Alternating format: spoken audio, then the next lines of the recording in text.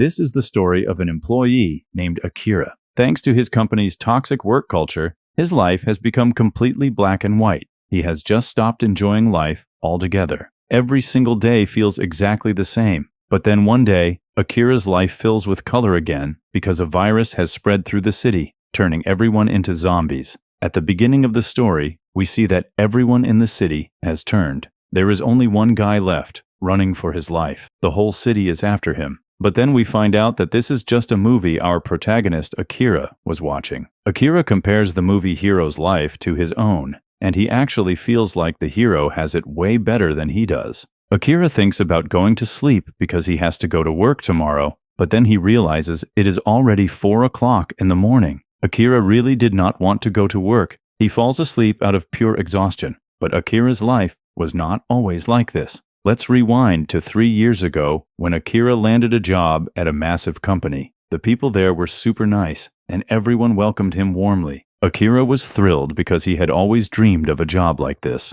Right after his boss shows him to his desk and leaves, he bumps into a girl named Sayori. The moment he laid eyes on Sayori, it was love at first sight for Akira. Sayori was a really sweet girl too. She talked to him super nicely. That evening, his co-workers take Akira out to celebrate his first day, and Akira was having a blast. He spots Sayori there too. Akira promises himself that he is going to work super hard, impress Sayori, and make her his girlfriend one day. But as soon as the party wraps up, Akira is completely shocked to see that instead of heading home, everyone is heading right back to the office. They were all handed so much work that they had to pull overtime. On the very first day of his job, Akira had to work completely through the night. Not just that, Akira ended up working straight for 2 whole days at that company. On the third day, when he finally gets to go home in the middle of the night, he only manages to catch a few hours of sleep before morning rolls around. Akira wanted to sleep some more. He had not gotten nearly enough sleep, but he still gets up and pumps himself up. He chose this career himself. He is going to give it his all. With a fresh burst of energy, he heads right back to the office. Now, we learn a few more things about Akira's workplace. The employees at Akira's office are offered several types of paid time off, but to this day, no one has ever actually seen an employee take a vacation. A lot of times around here, the workers end up having to do unpaid overtime. These guys do not even get time to grab a bite to eat or drink anything. Some people literally just sleep at the office, and a lot of times they get through the entire day just chugging energy drinks. Their manager is a total jerk too. He is constantly yelling at everyone over every little thing. Just like this, Akira drags through 1 full year at this company. By now, Akira does not even have the time or energy to take a shower. Today, an employee quit their job, so the manager dumps all of their work right onto Akira. We see Akira's manager muttering that Akira is completely useless and cannot do anything right. By this point, Akira was actually starting to wish that a missile would just drop out of the sky and wipe everything out completely. Just then, Sayori brings Akira some lunch, since he was working straight through his lunch break again today. Honestly speaking, the only reason Akira is still sticking around at this company is because of Sayori. But that very same day, Akira finds out that Sayori is just a fling for their boss. It turns out, their boss calls Sayori into the office to take advantage of her. That night, Akira questions himself about why he is even still at this company. The reality is, Akira literally does not have the time to look for another job, and even if he did, what would happen to him then? What if the next company was even worse than his current one? By this point, Akira was completely hollow inside. All the color had drained from his life. Akira just feels like dying. His life was totally wrecked. He survives all day on nothing but sodas and cup noodles, because he never has the time to go out and get decent food. Now, the story shifts back to the present. Akira gets dressed and starts heading out to work again. On his way out, he sees a notice on his gate that he needs to pay the building owner his parking fee. Akira heads over to the manager's apartment to pay the fee. But when he gets there, he sees his manager eating a girl like a total savage. His manager had turned into a zombie. At first, Akira cannot figure out what is going on. But as soon as the manager lunges at him to attack, Akira takes off running. Out in the building, he spots even more zombies. Dodging all of them, Akira starts heading upstairs. At one point, Akira trips and falls. He sees that everyone around him has turned into zombies. While running for his life, he actually thinks to himself that if this keeps up, he is going to be late for work. But the moment he reaches the roof, he sees that the entire city is in absolute chaos. The virus has spread all over town. Everyone in the city has turned into a zombie. This meant that Akira did not have to go to work anymore. The second this thought crosses his mind, Akira gets incredibly happy. Color suddenly floods back into his life. Akira leaps right off the top of the building, swings from the tree branches, and lands on some zombies. Excitement had finally returned to his life. While dodging the zombies, he could finally see all the colors of the world again. He felt free. He felt happy. After reaching a safe spot, Akira finally takes a deep breath for the first time. Lying there, Akira starts wondering what he should do next. He wanted to do so many exciting things in life, but he never had the time. Just then, he suddenly remembers Saori. Even though she was the boss's side piece, his love for her was genuine. Akira decides that today is the day he will go to her house and confess his feelings.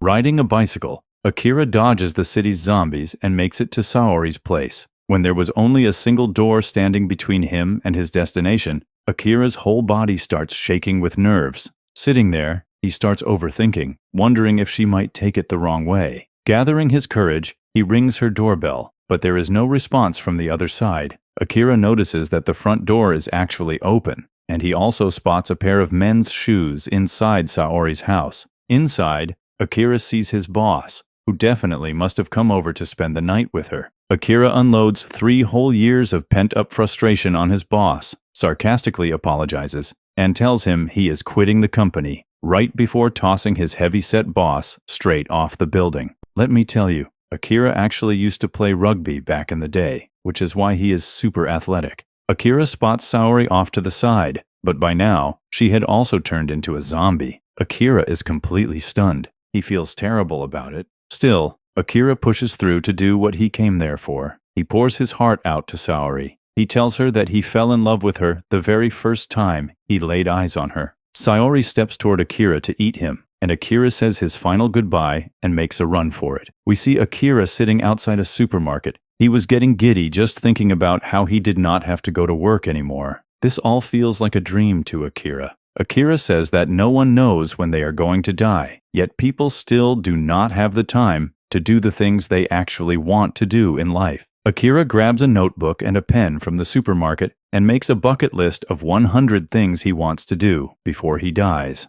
One day, Akira had a 100-degree fever. Even on that day, his manager made him work like crazy and demanded he finish everything before the deadline. On top of that, he was calling Akira completely useless and a slacker. He tells him, "You are not going to die from doing your job." Akira jolts awake in a panic. He realizes that it was all just a bad dream and that he does not have to go to work at all anymore. Akira steps out onto his balcony, yells, "Good morning," to the whole city, cleans up his apartment, and tosses the trash right down onto the zombies. After cleaning his room for the first time in 3 years, the real beauty of his apartment was finally showing. And now, Akira grabs a beer from the fridge and starts drinking. His day is starting off in such a way that he feels like he has reached absolute heaven. On the news, we see that the entire city is being destroyed. Everyone in town is turning into zombies. The zombies were even trying to break into the studio where the live news broadcast was happening. The internet and telecommunications are completely down all over the city. There has still been zero response from the government. Akira starts thinking that things are really bad out there. Will humanity even survive this pandemic? But what does Akira care about that? He just wants to stay in his apartment and drink beer day and night. But just then, he realizes that he has already drank his last beer, and now there is not a single beer left in his fridge. Akira peeks outside. The zombies were spread all over the city, but if he wants to drink beer, he is going to have to go get it himself. In Akira's own building, we see a couple who had survived the zombies so far. They could not figure out what they should do. No one is coming to help them either. And just then, they see Akira, who was shimmying down a pipe.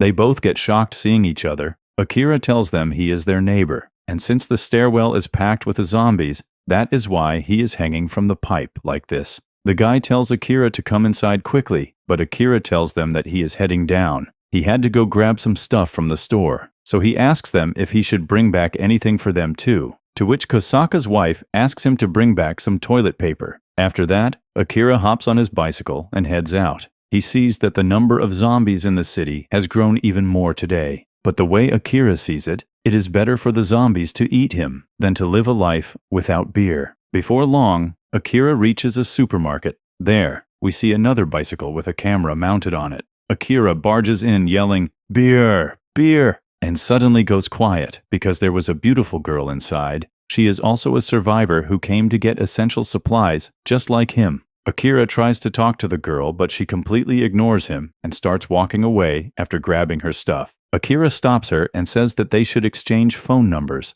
and the girl tells Akira that she cannot team up with a guy like him who risks his life just to drink beer. Right at that moment, Akira sees some zombies heading toward the girl. To save her, Akira jumps right in front of the zombies himself, and just then, the girl grabs Akira by the collar and throws him backward. Right after that, we see a truck crash into the store, and all the zombies get crushed underneath it. The girl had already seen on her camera that the truck was heading toward the store. Now the girl leaves the area. Akira steps outside and sees that his bicycle has been completely crushed by the truck. The driver of this truck had turned into a zombie too.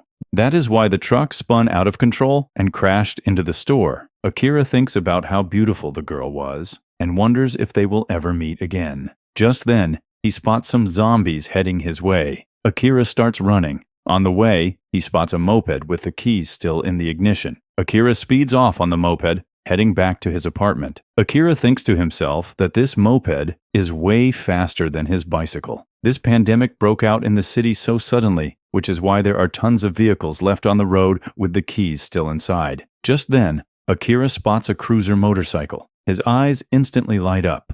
Now he starts speeding toward his apartment on the motorcycle, but he cannot even fully control the bike. Somehow, Akira makes it back home safely. He starts climbing back up via the pipe and goes to give the toilet paper to his neighbors, the Kosaka family. But then he sees that their apartment is totally trashed and covered in blood. There is no doubt that they fell victim to the zombies too. That night, while drinking beer, Akira starts thinking about those same things again. You never know when your life will end. Yet, we do not do the things we actually want to do, nor does life give us the time to do them. Akira pulls that notebook back out and makes a list of all the things he always wanted to do. He used to constantly put these things off because he never had the time. But it will not be like that anymore, even if the zombies end up eating him while he does it. After writing down around 30 things, Akira thinks of his parents, and the very next thing he writes in that notebook is that he needs to go back to his hometown. And the next thing he writes on the list is that he needs to meet the girl of his dreams. After that, Akira closes the notebook and goes to sleep. Now the scene changes, and we see that same girl. She wakes up at exactly 6 o'clock and then starts running on the treadmill. Her full attention was also on the emergency broadcast and what was happening in the city. After running for 1 hour, she takes her vitamin pill and then tries to communicate with someone for help. But it is no use. We could figure out this much, at least. The internet was back up in the city. After this, just like Akira, she also makes a list. On the list, she writes that she needs to secure as much food and water as possible. She needs to exercise every single day to stay fit, and she needs to eat as little sugar as possible. She is doing all of this so that she can survive this pandemic. She also watches a ton of zombie movies, from which she learns about 2 types of zombies, the slow-walking zombies and the fast-running zombies. And both types of zombies are currently roaming around their city, but she also wanted to figure out how to identify them. After all, what is the difference between these fast-running zombies and the slow-walking zombies?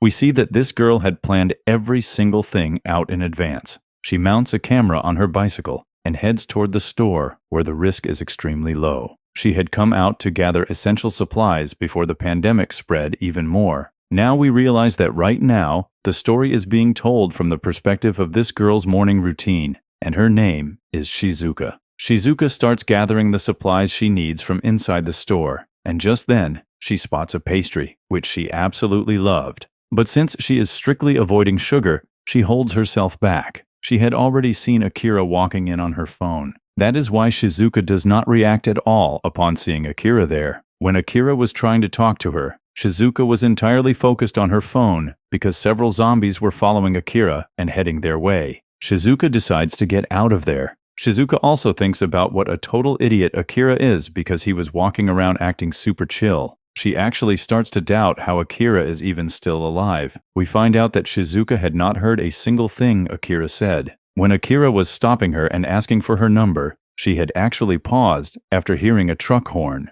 and she could see on her device that a truck was heading straight for them. Going outside right at that moment was dangerous too, because the noise alone could cause the zombies to attack her. She deliberately lets the zombies come inside and even gives Akira a piece of her mind. When Akira jumps in front of her to save her, Shizuka gets startled and throws him backward because he was directly in the truck's line of fire. She actually got the idea to do all of this from watching movies. After this, she heads straight back to her apartment. She had gathered enough food, water, and data. Watching her own recordings, she tries to figure out the zombies' weaknesses. Seeing Akira in the video reminds her of him, and she wonders how a beer could bring someone so much happiness, even in a situation like this. Now she also starts thinking that she probably should have just grabbed that cake. Now, the scene suddenly shifts to a club where a little girl was crying. Her parents had fallen victim to the zombies. She was incredibly sad and terrified. The club's manager, Sho, calms her down and tells her everything is going to be all right. Right after that, Sho and his buddies come out armed with weapons and start stopping the zombies from getting inside the club. We see Akira in this very same area too. He had come here to meet his friend, Kensho. A few hours prior to this, Akira was at home drawing a beard on his face with a marker. Why? Because he did not have to go to work anymore. That is why Akira decides to sport the kind of beard he always wanted, but the drawn-on beard just did not look good on his face at all. So he crosses the "grow a cool beard" line right off his bucket list. Akira was just thinking about what he should do today when his phone suddenly starts blowing up with a ton of notifications. Akira sees that he has gotten messages from several people. This meant that the internet and cell service were back up and running in the city. He had gotten so wrapped up in his job that he completely stopped hanging out with his friends. Today, thinking about all of this fills him with a ton of regret, wondering what he even got out of doing all that crazy overtime. He wonders if his friends even managed to survive this pandemic or not. Just then, Akira remembers his friend, Kensho, and he was totally convinced that a guy like him definitely would not be dead yet. He was probably chilling in some hotel room, having a good time with a girl. Now, on the flip side, we see Kensho, who actually was trapped inside a hotel. He has been surviving on nothing but water in there for about 3 days now because the lobby outside is packed with zombies, and there was an even bigger problem. There is a zombie right inside his room too. It was just Kensho's good luck that he was in that kind of room, and he had managed to tie the girl up before she completely turned. Kensho was in pretty bad shape from starving. In what he thought were his final moments, he starts thinking about Akira. He did not even know why he was hallucinating Akira right then. Akira was the kind of friend who used to laugh his head off even at his stupidest jokes. Right then, Kensho actually gets a real call from Akira. It had been 1 year since the two of them last hung out. Kensho was completely blown away, wondering how Akira could sound so happy, even in the middle of all this. Akira tells him to drop his address. He was coming to pick him up. Kensho tells him that it is totally impossible. There are zombies swarming everywhere. Akira could not care less. He heads straight out to get Kensho. Akira and Kensho were in college together and had played rugby together for 4 years. He was super popular and funny in college, and a really great friend of Akira's. They last hung out at a bar 1 year ago. Akira's life was a total mess because of his job, but thanks to his great communication skills, Kensho landed a job in real estate. He was doing really well for himself. He was rubbing elbows with big shots. He was even dating a model. But given the state of Akira's life, he was in no mood to hear about anyone else's success. Kensho gave him some advice, telling him he should quit his crappy job. Only an idiot would keep working at a toxic company like that. Akira got annoyed and snapped right at Kensho. Now, the story shifts back to the present. We see the leader of that same club. Because he is the only one left now, they have completely surrounded him. He figured out that this was going to be the end of him. The zombies were closing in to kill him. Suddenly, a loud noise starts ringing out nearby. We see that someone had jammed a rugby ball against a car's horn. We see all the zombies heading straight toward that noise. Even the zombies at the hotel where Kensho was trapped were heading toward that noise. Akira was the one who pulled off this massive stunt. Because the car was swarmed by all of them, it blows up, and Kensho sneaks out of his room. Suddenly, he hears a noise. He thought the zombies had come back. He was freaking out, and right then, Akira startles him from behind. Kensho cannot believe that Akira actually came to save him. Akira just starts crying right then and there, telling him that he was right. He should have listened to Kensho and quit that job. He apologizes to him, saying that instead of taking his advice, he just got jealous of him. Now Kensho was about to say something too, but because of Akira yelling, the zombies came right back. Dodging the zombies, the two of them make it up to the hotel roof and block the door with weights. But even this is not going to hold the zombies off for long. Kensho starts panicking. He says they are not going to make it. Akira tells him there is only one way out. They have to jump to the building across from them. Kensho tells him he has completely lost his mind, that it is impossible, because that building was actually really far away. Akira says they will only find out after they jump. And with that, Akira takes a running start and leaps over to the other building. Akira got a little banged up, but he made it safely to the other side. Akira tells Kensho to jump too, but Kensho was terrified. He apologizes to Akira, saying he came all the way out here to save him, but he just cannot do it. But before he dies here, he wanted to confess something to Akira. The truth was, Kensho actually hated his job too.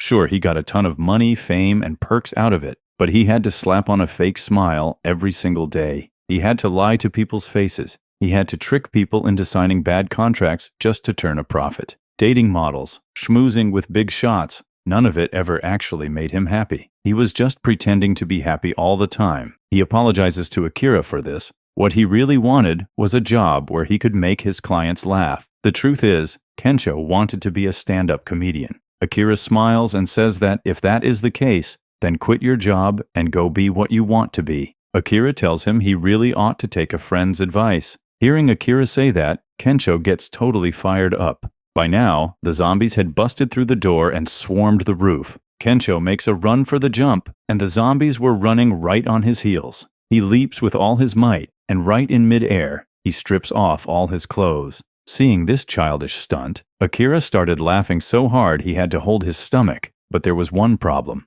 Kensho does not quite make it to the other side. He ends up just dangling from the side of the building. Kensho's hands were starting to slip. He starts wondering if this is really how he is going to die. Is he really about to die completely naked from head to toe? As soon as Kensho's hand slips, Akira grabs his hand and pulls Kensho back up, but the poor guy's balls got completely scraped up in the process. These guys set up camp right on the roof of this building and start partying while drinking beer. Akira also got completely naked there, just like Kensho. It was like the two of them had made the roof their new home. The next day, we see Akira playing a video game while Kensho was cooking food. Camping at home was also on Akira's bucket list. Now Akira sits down to eat the food Kensho made, and he finds it incredibly tasty. Kensho tells Akira that he can do everything, which is why he is so popular. To this, Kensho adds that everyone should know how to cook. He tells Akira that maybe this is the reason he is still single. Akira gets super mad at this and says that he is going to score a girl today, but if they peeked over the edge,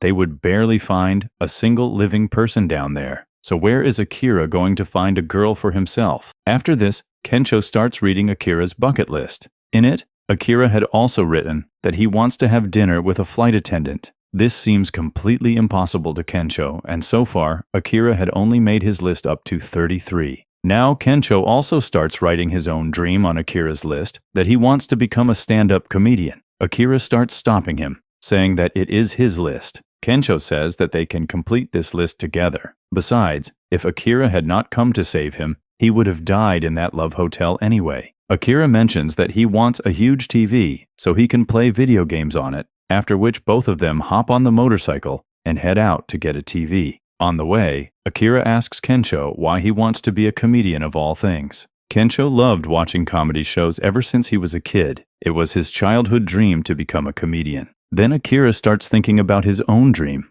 wondering if working at that company was really what he wanted out of life. They have to stop because the road ahead is blocked. The route to the electronics store where Akira was going to pick up the TV was also blocked. Right then, a gas tanker truck starts speeding up from behind them, and its driver had turned into a zombie. If these two do not get out of here fast, they are both going to lose their lives. The road ahead was blocked. Akira spots the entrance going down into the subway. Suddenly, he remembers something, and he starts speeding the motorcycle right toward the truck. The truck and Akira were both speeding toward each other. At the very last second, Akira jumps the motorcycle over a car. The truck exploded right behind them, and they both narrowly escaped the blast. But there was one huge problem. That subway was also packed with a ton of zombies. Right on the right side, they find a way into a mall, after which the two of them pry open the shutter and slip inside. They see that there were already some people inside the mall. There were 3 girls and 1 guy here. The girls ask them if they are infected.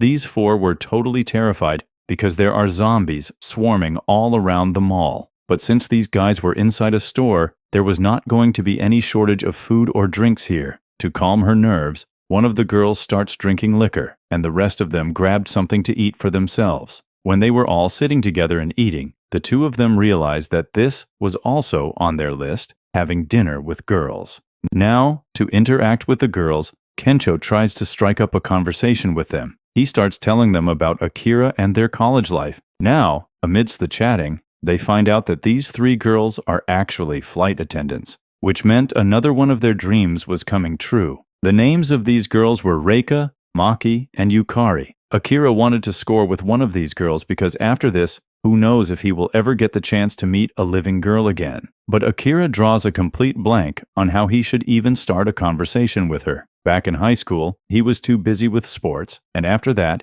he got busy with his job. Akira somehow gathers his courage, sits down next to Yukari, and asks her straight up. Hearing a question like that at a time like this does not sit well with Yukari at all. Akira starts breathing heavily, out of sheer panic. He was feeling totally embarrassed of himself. He tries to look to Kencho for help, but Kencho was already doing his own thing, and he had even managed to impress Maki over there. Seeing this, tears well up in Akira's eyes. He starts wishing he was as handsome as Kencho, but Akira was not about to give up. He had to score with someone today, no matter what. To impress everyone there, Akira starts chugging an entire bottle of liquor, while Kencho strips off his clothes and starts dancing. But chugging the whole bottle completely wrecks Akira, and he heads to the bathroom and starts throwing up. Akira had struck out, but he was at least happy for his buddy that he got a girl. Just then, Yukari comes in and starts rubbing Akira's back. Seeing her there, Akira's hopes suddenly spark back to life.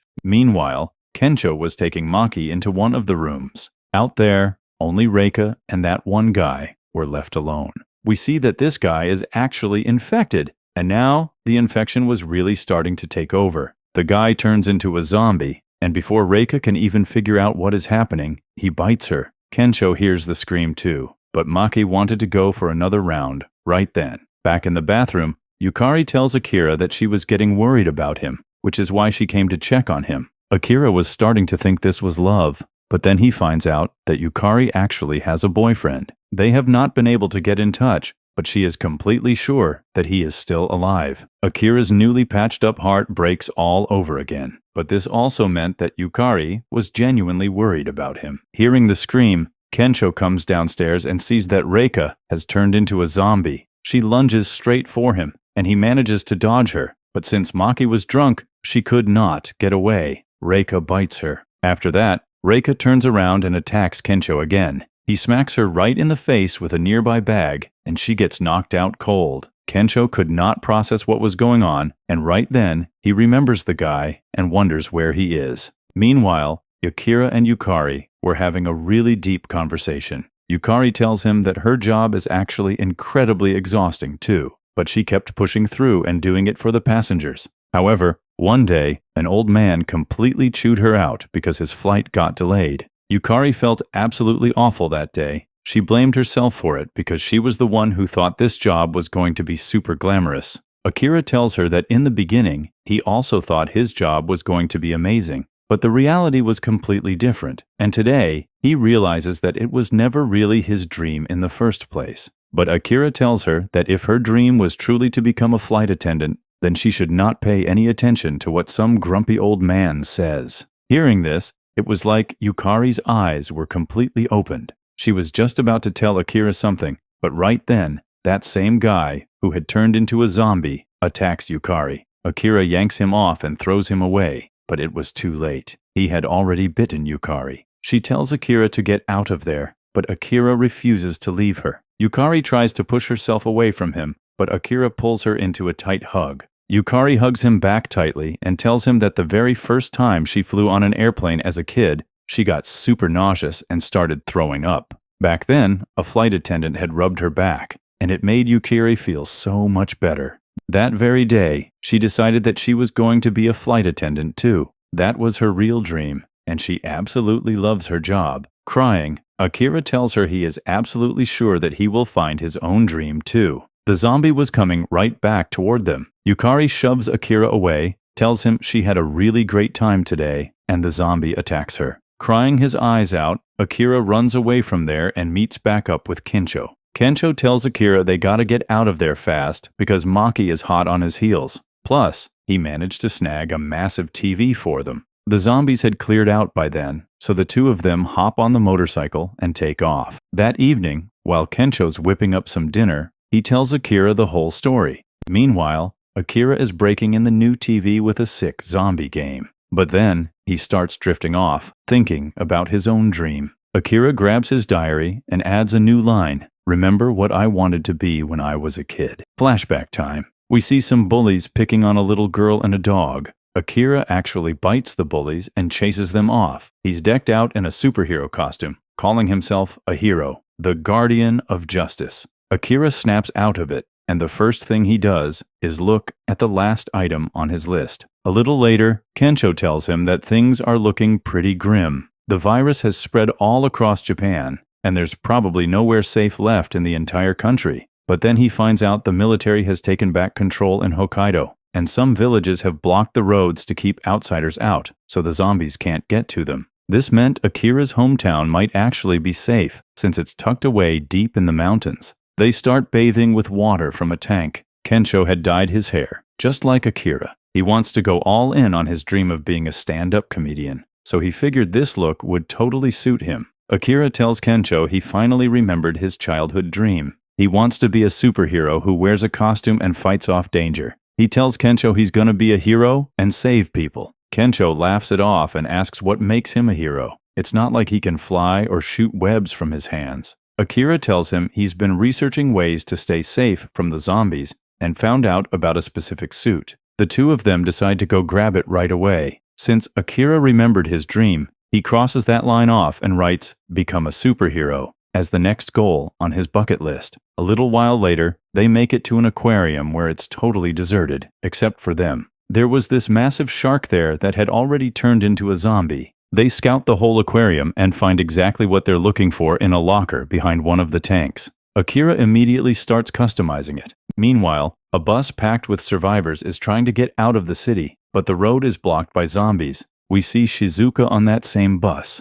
They were waiting for the road to clear, but then a guy on the bus turns into a zombie and starts attacking people. Everyone is forced to bail and run for it. A bunch of people get caught. A little girl is running toward the aquarium with 4 athletic zombies right on her tail. The girl trips while running, and a zombie lunges at her. But right then, Akira swoops in and tackles the zombie away. Akira strikes a superhero pose and starts his monologue. This suit is actually a shark-proof suit, designed to survive a shark attack while diving. It's also used when cleaning out crocodile tanks. It's made of titanium and steel, which means as long as Akira's wearing it, neither a zombie nor a shark can bite through it. Akira tells everyone to get inside the aquarium. He spots Shizuka in the crowd and thinks to himself that they must be destined to keep meeting. Shizuka, on the other hand, is just wondering if this guy is doing some weird cosplay. Just then, a zombie attacks Akira. He thinks this is his chance to impress her, but then the zombie chomps down on his leg.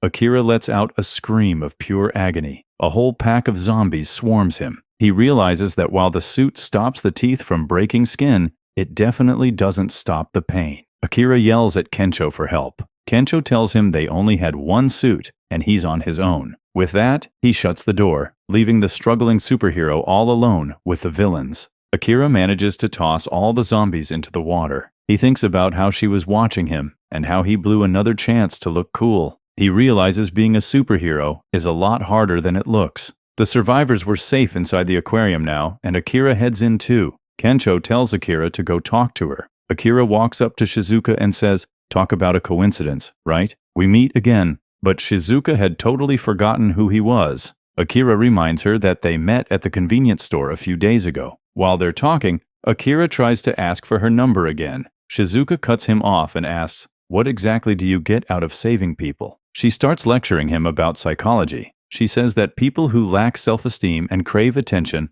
start copying their favorite heroes. Basically, she wanted to say that people who are total nobodies in society and have zero actual skills are the ones who pull these kinds of stunts. Kensho jumps in to back up his bro, pointing out that Akira just saved people's lives from the zombies. Shizuka says she is not denying that. But did he stop to think that his stunt could have put his own people in danger too? Even after that, Shizuka still was not shutting up. Kensho starts getting mad, but Akira starts thinking that in his attempt to play hero, he really did put Kensho in danger. The question starts popping into his head. What exactly makes a real hero anyway? Finally, Shizuka tells him that if he still does not understand the risks, he is going to end up putting her life in danger too.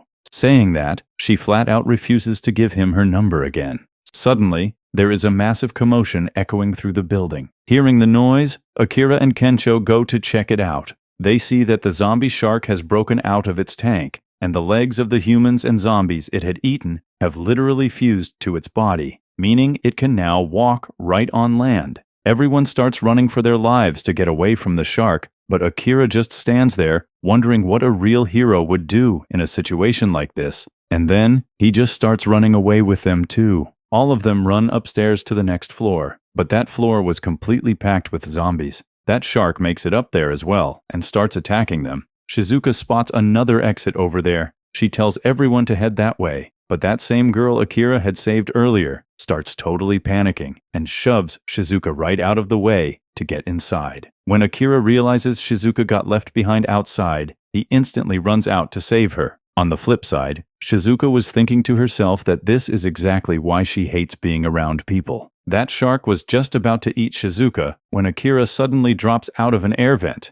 grabs the shark, and shoves it away. Shizuka could not understand why Akira was risking his own life to save hers. Akira tells her he does not need to give her a reason. He just wants to be a hero and save everybody. Shizuka wonders if taking such a massive risk just to do what you want is actually the right call. Now, Shizuka stands up and asks Akira for the plan. Akira did not have a plan at all. He had literally just blindly jumped onto the shark. Now both of them start running from the shark. Shizuka actually had a plan, but it was incredibly risky. Meanwhile, Kensho was watching all of this go down from the air vent. He wanted to help them, but he was absolutely terrified of the shark. Akira starts drawing the shark's attention to himself. We find out what Shizuka's plan is. Sharks have sensory organs right on their noses. If they can manage to give it even a little bit of a direct electric shock, it could kill it. Shizuka finds some massive batteries in one of the rooms. But out there, the shark had tossed Akira super far, and now Akira cannot even get back on his feet.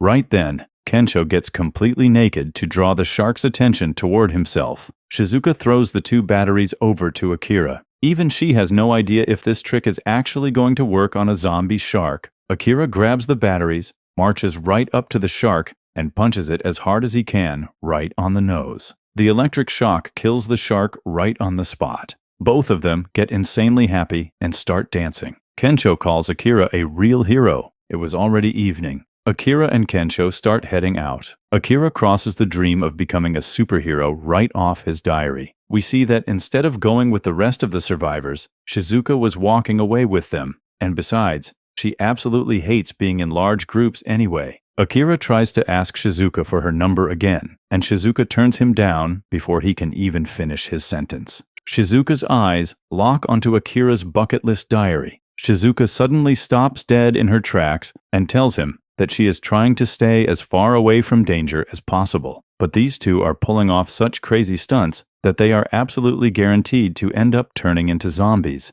She tells them that their paths are completely different. Now Shizuka scolds Akira. She tells him off for putting his best friend's life, someone who is super important to him, in danger just to save some random girl like her. Akira apologizes to Kensho for it. Shizuka was just about to start lecturing him all over again when Akira tells her that her life has become super important to him now too. Even if he had not been trying to play hero, he still would have saved her life. Hearing this, Shizuka is totally flustered. She starts blushing and starts walking ahead of them without saying a single word.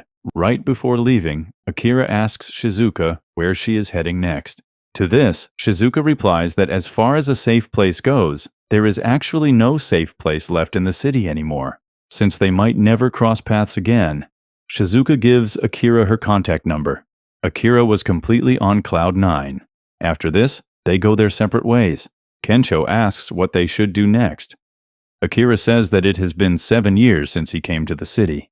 He had a lot of fun. He met Kensho in college, but after moving here, he just became a total slave to his company. He is completely over this big city and wants to go back to his hometown. The two of them head out from there toward Akira's hometown, Gunma. On the way, they stop at a high-end jewelry store. Their jaws drop when they spot a $120,000 watch in there. They put the watches on, start taking pictures, and Akira crosses the "Wear Gold" line right off his list. That night, they notice that the water tank has completely run dry. The city's power has been cut off too, probably because there is no one left to run the power plants. Their cell phones were charged, but without the internet, they were completely useless. The number of zombies keeps going up too. Staying here is getting riskier by the minute. They need to stop messing around and seriously think about this. Sourcing food and water is going to get really tough now. Akira starts wondering if they should start farming. Or maybe they could run a ramen shop during this pandemic, but who would even buy from them? Just then, they look up at the open sky, which was sparkling with stars. Since there was no light pollution in the city anymore, the sky looked incredibly clear. Akira remembers his hometown, where he used to look at the exact same stars with his parents. The next day, the two of them start packing up to head out to Akira's hometown, Gunma. While Kensho was packing essential gear into his bag, Akira was stuffing his bag full of video games, even though there is not even any electricity anymore. Before leaving, Akira wants to take one last look at his room, where he spent his entire college and corporate life. After that, they hit the road for his hometown, Gunma. Akira mentions that it used to take him 2 to 3 hours to get to his town, but now, who knows what kind of shape the roads are going to be in. That is why he wanted to pick up an RV on the way, which is basically an entire house on wheels. Plus, in a zombie apocalypse like this, an RV is a genuinely great option, and getting an RV is actually on Akira's list too.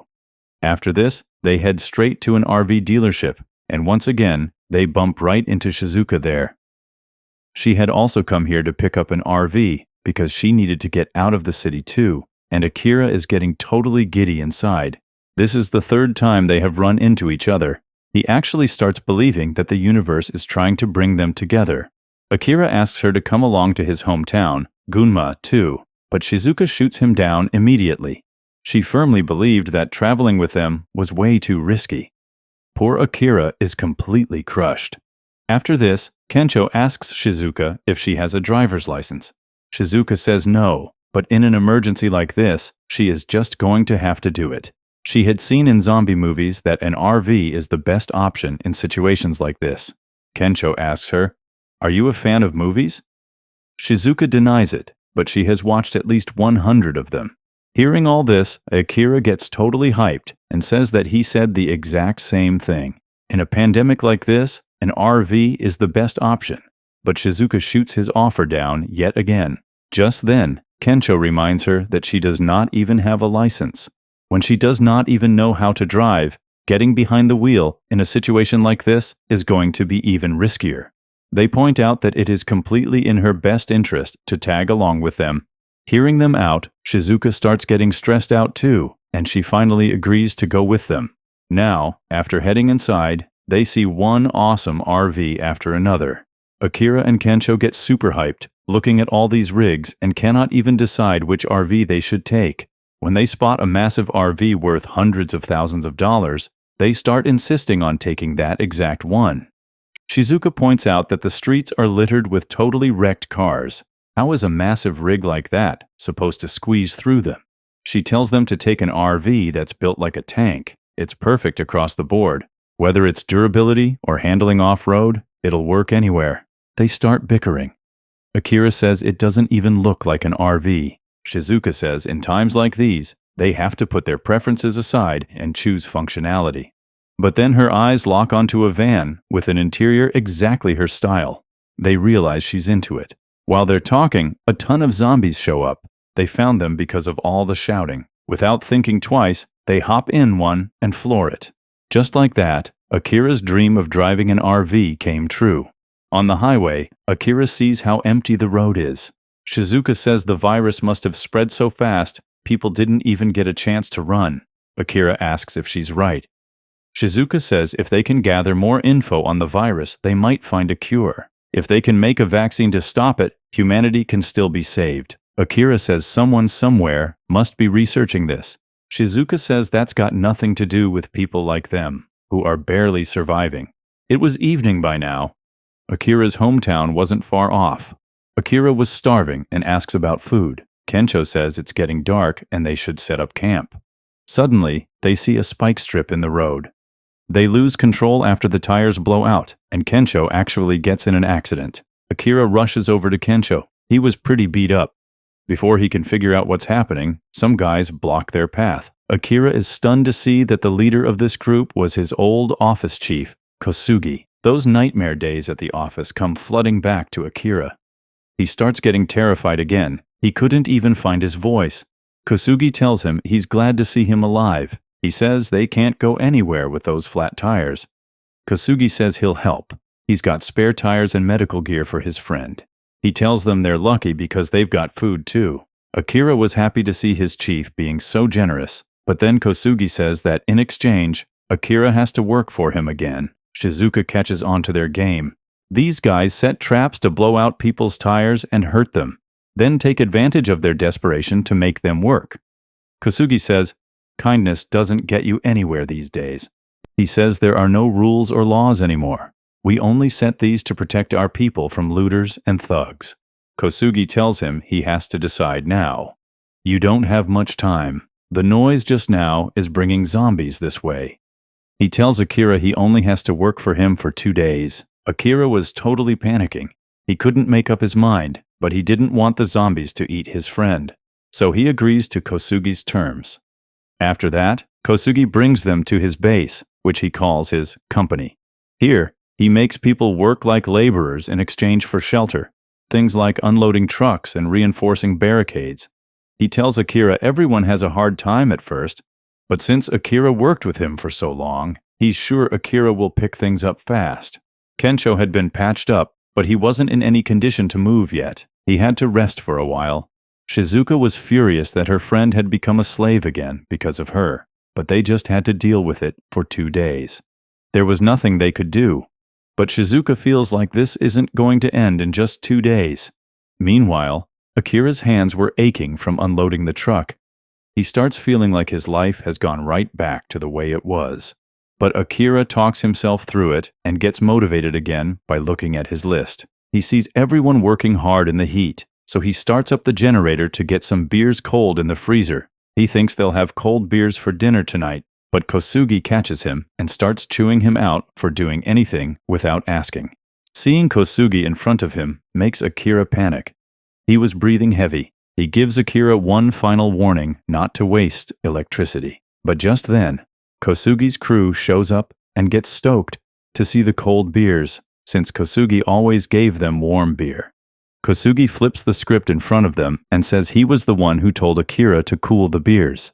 He says they're having a welcome party for Akira and his friends tonight, and he's giving them this reward for all their hard work. Hearing that, the guys get happy and say they made the right choice joining him. Akira sees that these guys are even using zombies as labor. In Kosugi's eyes, zombies are the best slaves because they just work without thinking.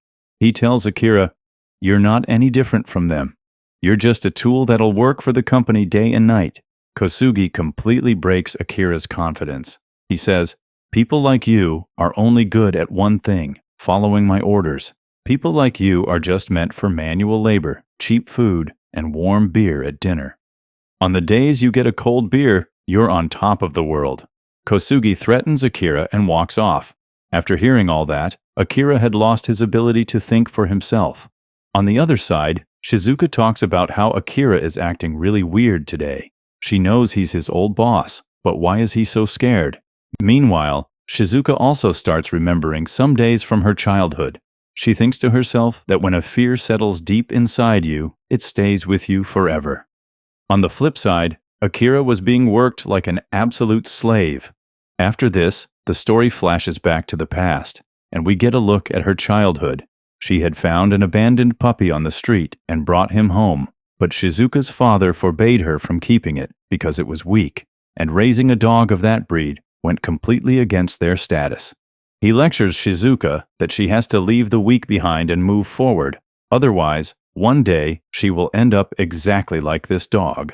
Now the story shifts back to the present. Kosugi announces that they are throwing a party to celebrate Akira and his friends' arrival. He tells everyone to drink up and have as much beer as they want because they work really hard for the company. But in reality, the party was only for Kosugi's crew, while Akira and people like him were busy handing out beers, doing all the grunt work. Akira was in terrible shape. He could barely even walk straight and ends up dropping all the beer, which gets him a ton of heat and insults.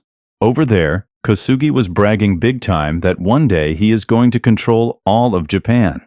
And just then, an older woman tries to hand him a beer. This makes Kosugi totally lose his temper, and he starts yelling at her. He says that he only takes beer from beautiful girls, after which he calls Shizuka over to pour his beer. Shizuka does exactly that, and he starts looking at her like a total creep. After that, Kosugi tells her to drink some beer, too. Shizuka does not say a word and quickly starts chugging the beer. After this, Kosugi starts talking to her incredibly disrespectfully, saying, "You put that to your lips so forcefully, I want you to put something else to my lips too." Even then, Shizuka does not say anything and just ignores what he says. After that, Kosugi screams at Akira to bring him a beer.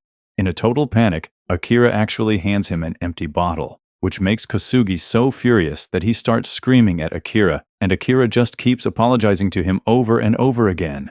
Shizuka thinks to herself that she has been taking orders ever since she was a little girl. Since before she even learned how to talk or walk, her father had been giving her orders. Her father had built a massive empire when he was just a young man. A lot of huge businessmen were actually terrified of him, and he expected that exact same level of perfection from his daughter, Shizuka.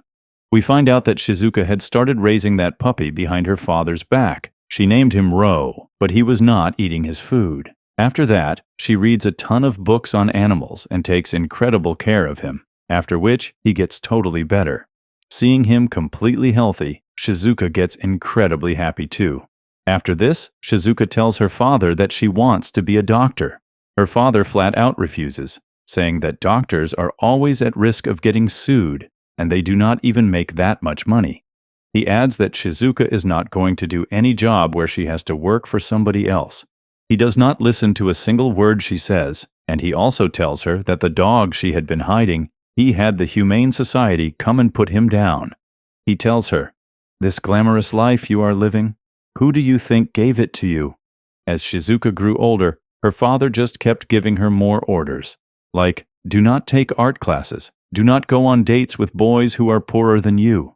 Shizuka never liked any of this, but she had to listen to him just to survive. Now the story shifts back to the present. We see that Akira has dropped some stuff and Kosugi starts chewing him out all over again. As a penalty, he tells Akira he has to work for 2 more days. Akira says that their deal was only supposed to last until today, to which Kosugi starts yelling at him even louder.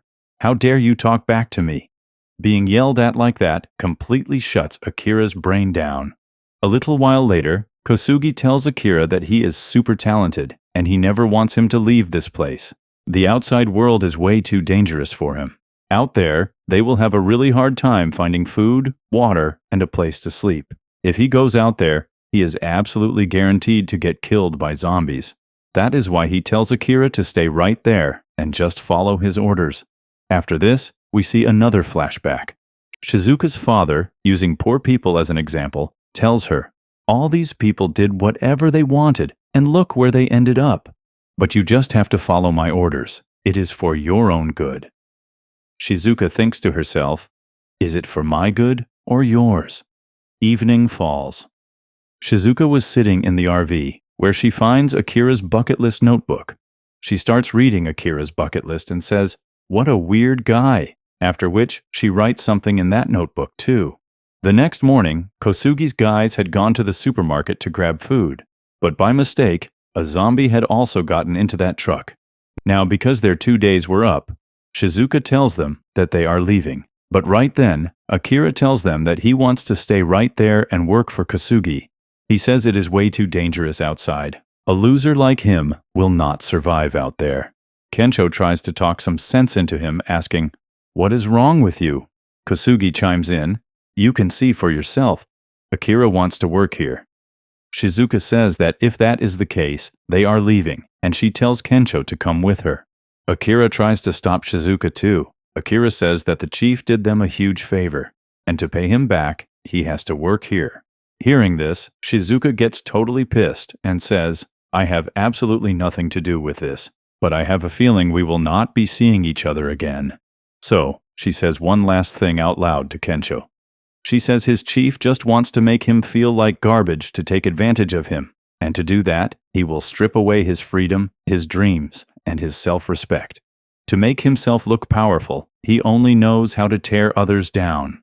Up until now, she was just like Akira, blindly following other people's rules and orders, but now her eyes are wide open, and now she is not going to let anyone control her. She says that even though it is dangerous out there, right now she just wants to get as far away from this jerk as possible, and that is exactly what she is going to do. Kosugi's men were listening to everything Shizuka was saying too. Handing Akira his diary, Shizuka asks him what he actually wants to do. Akira looks in that diary and sees that she had written one more line in it. "Tell your boss what a massive asshole he is." Kosugi was just about to snatch that diary and kick it away. Akira starts flashing back to all the moments he had lived since he quit his job. Akira refuses to let Kosugi kick his bucket list, and without an ounce of fear, he looks Kosugi dead in the eye and tells him he is leaving. And after this, he never wants to see his ugly mug ever again. Furious, Kosugi tells him, "The second you step foot out of here, you guys are going to be zombie bait." To this, Akira replies, "That is still way better than working like a zombie." Just then, their supply truck pulls up. The second the doors open, that zombie attacks. Seeing a zombie in the camp makes everyone completely panic. Kosugi tells them to calm down, saying it is just one zombie, but the driver of that exact truck starts freaking out so bad that he crashes right into the other truck where the zombie horde was tied up. All the zombies broke free. They started eating people. To save their own lives, Akira and his friends climb on top of a truck, but they could not save the others. Akira sees that the zombies are chasing right after Kosugi too. Akira looks at the food truck he was standing on, gets an idea, and yells to the delivery team for help. Meanwhile, Kosugi trips and falls from sheer exhaustion. He was just about to become the zombies' meal for the day when Akira suddenly pulls the food truck right in front of the zombies, blocking them, and saves him by hauling him up onto the roof of the truck too. Kensho was totally mind-blown, wondering why Akira was helping that bastard. The truth is, Akira did not want to see anyone turn into a zombie right in front of his eyes, and besides, saving someone was also on his bucket list. Now, the delivery team pulls their trucks around and boxes the zombies in. Akira had left the food truck's gas cylinder wide open. After sparking a lighter, he grabs Kosugi and leaps off the truck, and the massive explosion takes out all the zombies. Everyone there starts praising Akira. Akira says he did not pull it off all by himself. Shizuka praises him too, saying he is always pulling off crazy stunts like this. Now Kosugi steps up and says that this is exactly what he expected from his worker, Akira. He proved himself, and everyone else should learn from him. But nobody was buying Kosugi's garbage anymore. They call him out for being a dictator and tell him that Akira is a way better leader than he ever was. The rest of the survivors start packing up to leave too, and now Kosugi is left standing there all by himself. After hitting the road, Akira tells everyone that he literally completely blacks out. Whenever Kosugi was standing in front of him, his brain would just shut down. But Akira definitely learned one thing from this. Working a corporate job is just not his thing. Shizuka tells him, "Do not jump the gun. New types of jobs are popping up all the time. Like drone pilots, esports players, YouTubers. Jobs like these keep coming out of nowhere that did not even exist before. Do not stress about tomorrow. Just enjoy your life right now. Who knows, maybe just doing this will become your actual job tomorrow." Now, after traveling for quite a while, we see these guys doing yoga by a river. Akira tells them all about mindfulness, which basically means ditching all the stress about the past and the future, and just living in the present. Doing yoga by a river was also checked off on Akira's bucket list. After finishing up their yoga, they hit the road again, heading for Akira's hometown, Gunma. We find out that Akira has already crossed 15 things off his list, and he is starting to feel like he is going to finish his entire bucket list in just 1 month. Shizuka asks him, "Once you finish your list, you are not going to just hand yourself over to the zombies, are you?" Kensho asks Akira. "How much further until we get to your house?" Akira says that they will reach his hometown in 1 hour. Shizuka was getting a little worried that they might run into more trouble on the way. They start laughing at her, but suddenly they are forced to stop. There was a truck right in front of them that was completely surrounded by zombies. They figure there might be a survivor inside. Akira starts putting his superhero suit back on. "It is hero time!" Akira steps out and is right in the middle of spouting his superhero catchphrases when suddenly a warrior steps out of the van and starts taking the zombies down with weapons and arrows. She had dressed up exactly like an ancient samurai. They are completely stunned seeing all of this. Akira was totally impressed by this warrior. After this, they find out that there is actually a girl under that armor, and a foreigner at that, whose name is Beatrix. The truth is, this girl traveled all the way from Germany to Japan because she is absolutely obsessed with Japanese culture. Plus, she calls Japan Nippon, which is the local name for Japan. She is such a massive fan of Japan that she is even wearing samurai armor, which is actually a really solid option for surviving against zombies. Akira spots a massive supply of fish in the truck. Beatrix was actually on her way to deliver these fish, but now her truck had broken down. Beatrix calls them brave samurai and asks them for help. She has to deliver these fish to Takasaki, and this delivery is incredibly important. They can definitely make a stop in Takasaki, but heading into the city is super dangerous. Shizuka and Kensho were just talking about this. This delivery might actually be for survivors too.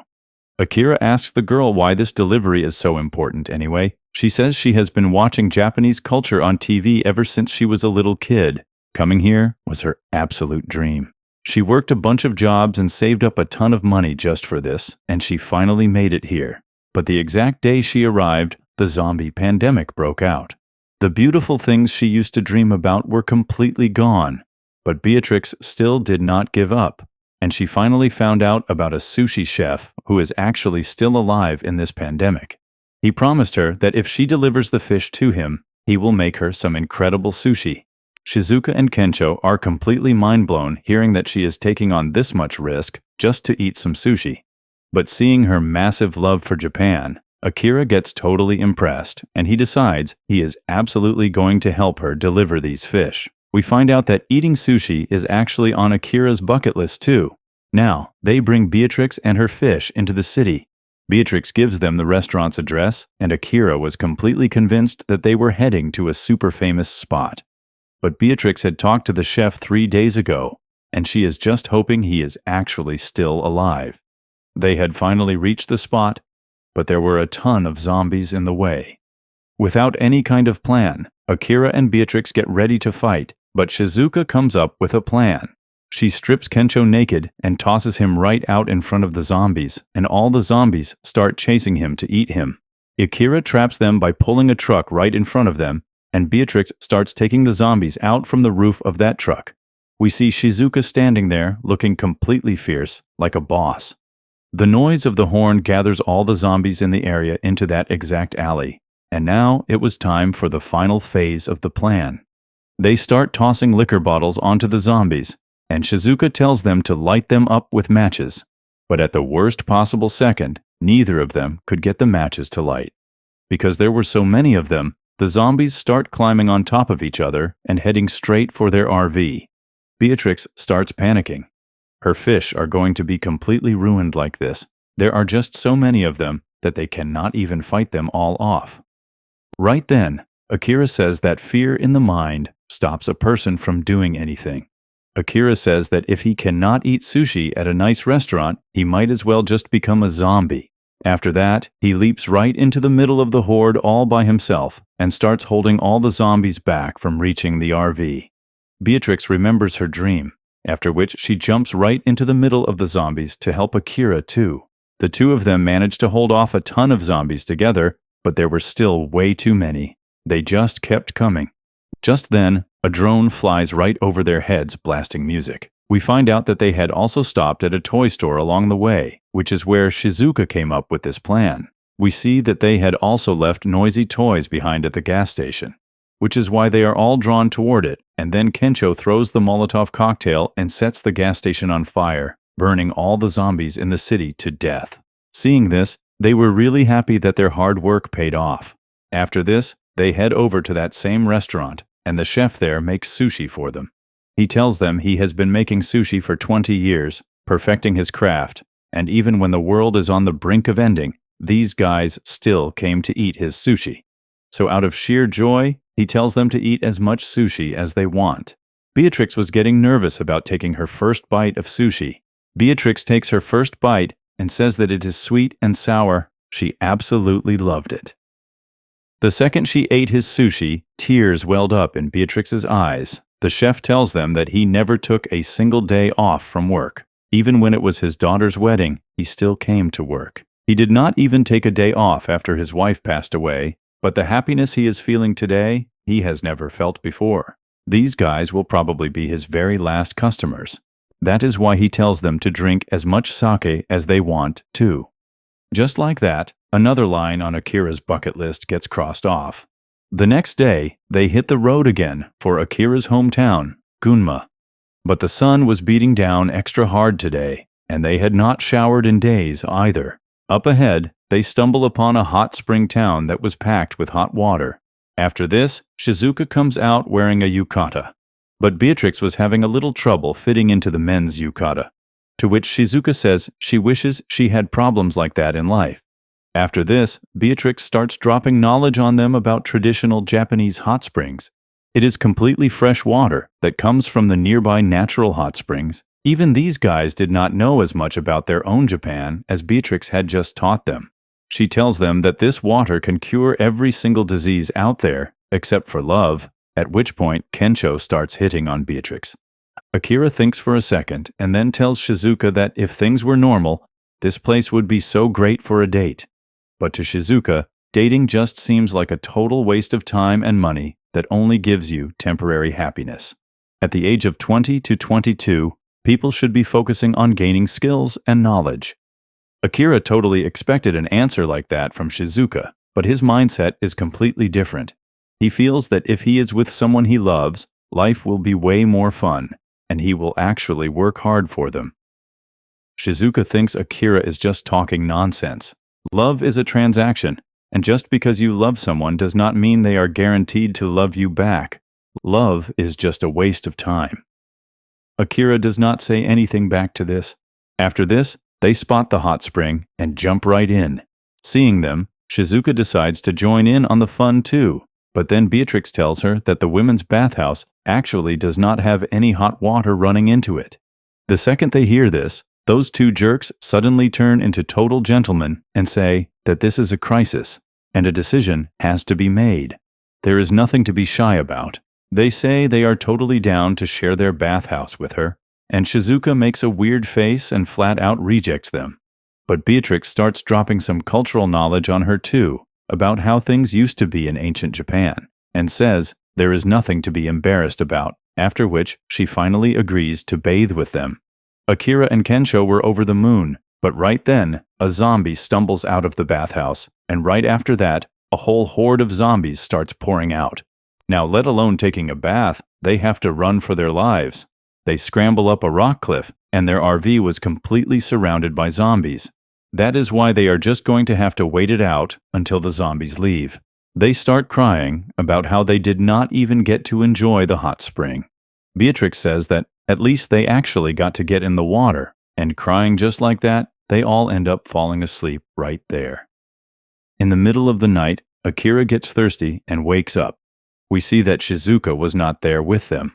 Akira wanders into the woods while half asleep and finds a natural hot spring right in the middle of the forest. Akira is stoked and starts swimming in it. While floating around, he bumps into someone, and it is none other than Shizuka. Akira immediately apologizes. He really had no clue she was there. She tells him that whatever the case is, he needs to get out of there fast. But Akira says that is not fair. He really wants to soak in the hot spring too. He says if he cannot enjoy a hot spring, he might as well just be eaten by zombies. Shizuka is shocked that all he can think about is a hot spring, so she tells him he can bathe on the other side of the rocks. She warns him that if he peeks even once, she will kill him. Then Shizuka actually apologizes to him for everything she said about love. The truth is, she has been controlled since she was a little kid. Her perspective was always shot down, so she constantly tries to make others look wrong just to feel like she is right. But Akira does not think like that. He just says whatever is on his mind, and she was actually a little jealous of him for that. Shizuka admits she is a total amateur when it comes to love. She is terrified of getting her heart broken. That is why she claimed work was more important than romance. Akira points out that she is being pretty open right now, and Shizuka says she wants to love someone she can talk to like this. Suddenly, it clicks for both of them. Akira's heart starts racing. Shizuka gets embarrassed and tries to explain that he is taking it the wrong way, but just then, Beatrix and Kensho show up. Kensho is annoyed at them. He says he does not want to be a third wheel, but what they are doing is wrong. Then those two jump into the hot spring too, and just like that, Akira checks another wish off his list. Now we see a quick backstory about Akira and his dad. Akira's father never stopped him from going to the city for school or work. He wanted Akira to dream as big as possible, because without dreams, a person is basically a zombie. Back then, Akira used to think, "What do you know about dreams? You are just a small-town farmer." Now the story shifts back to the present. They were almost at Akira's hometown. Akira was going to see his parents after several years, so he was feeling a bit nervous, but they have to stop because the tunnel leading to the village was blocked. When Akira looks inside the tunnel, he is stunned. A ton of zombies were trapped inside. Shizuka wonders if these zombies are the villagers, but Akira says no, because he does not recognize a single one of them. Shizuka says there is no way through the tunnel now, so they will have to go over the mountain through the woods. So the four of them start heading toward Akira's village through the forest. Akira was stressed, so Shizuka points out that the tunnel was blocked off from both sides. The villagers must have trapped the zombies coming from the city like that. Suddenly, they see a guy running through the woods with a boar chasing him. Beatrix instantly takes the boar down with a perfect shot. The guy introduces himself as Kumano. Since the cities are overrun with zombies, Kumano has made the forest his home base. They start wondering how Kumano survives in the woods, and then they see the treehouse he is building. Now Kensho and Shizuka start getting worried, because building a treehouse was also on Akira's bucket list. Akira walks up to him and says that since things are so unpredictable, and another boar could attack at any time, he wants to help build the treehouse. Shizuka sarcastically asks if he is not worried about his parents, and Akira tells her he cannot just leave these people in danger. Then he starts listing the perks of a treehouse, saying everyone should build one at least once in their life. Eventually, they give in. Shizuka and Beatrix sit back and relax in the RV while Kumano starts giving the guys tips on building a treehouse. He tells them that every type of tree determines what kind of treehouse it will become. He says if they do not understand something, they should just ask the forest. They do not really get what he means. He explains that a tree is the foundation of a treehouse. If the tree dies, the house is ruined. He tells them to think about the tree, but also to think about everything around it. By doing that, they will start thinking about the whole forest, and eventually, they will hear the voice of the woods. Akira starts focusing hard on Kumano's words. He wonders if it is like this. If someone thinks about themselves and the people around them, will they end up looking out for the whole world? And if Akira ever actually managed to hear the voice of the whole world, What wish would he write down on his bucket list then? Kumano sees Akira's work and praises him for it. Akira tells him that it was his childhood dream to live in a treehouse. This reminds Kumano of the days when his own son used to beg him to build a treehouse. Akira asks him, "So, what is your son up to these days?" At this, Kumano suddenly gets incredibly quiet. We find out that Kumano's wife had bitten his son right in front of his eyes, after which he was forced to kill them both with a hammer. Kumano used to think he had all the time in the world, that when his son grew up and he retired, he would build a treehouse with his son. People say that sometimes it gets too late to repay your parents, but in life, sometimes the exact opposite happens too. The board slips out of Kumano's hands, but Akira catches it and tells him, "I am right here. We are going to build this house together." Kumano gets his enthusiasm right back. Now there was only a little bit of work left, after which they finish up the house. They are super happy and start enjoying their new treehouse. But now it was time for them to leave too. Kumano says that he is not leaving this forest. If they ever need him, just give him a shout. They thought Akira would insist on spending a night here. But after hearing Kumano's story, Akira is really starting to miss his parents. Now Akira starts leading them to his village through a narrow path. This path was called Hungry Gorge because people would often fall and die here. Before the tunnel was built, this was the only way to reach Akira's village. After this, they all cross an old bridge. Everyone except Akira was scared out of their minds. Now they were completely convinced that since the path to Akira's village was like this, the people there must definitely be safe. A little while later, they can spot Akira's village right from the mountain. Akira points his house out to them from right up there. On the way, Akira starts thinking about how, after growing up, he never did anything for his parents. He had never even thought about all of this. But today, he is absolutely going to do something for his parents. However, as soon as they enter the village, they see that the whole village is completely empty. Akira starts getting super stressed out and takes off running toward his house.